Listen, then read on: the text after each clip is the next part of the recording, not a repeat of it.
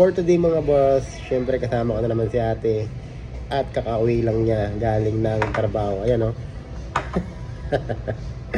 Pagod naganap ng mga kainan. Kaya dito na naman kami ulit sa Aldin. Kakain kami ng may sabaw. Ayun.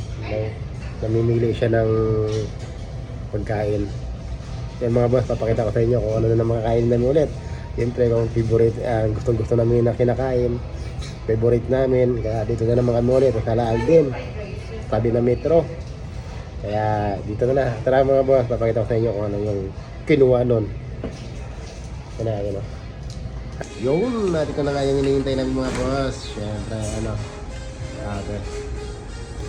Ito yung binabalik-balikan namin para makakain ng sabaw.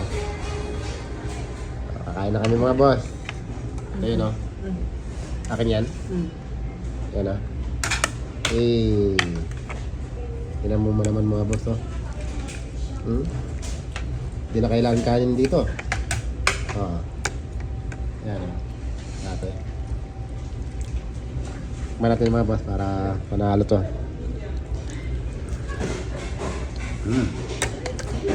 Hindi pa rin nagbabago yung lasa nila. Ganun pa rin o.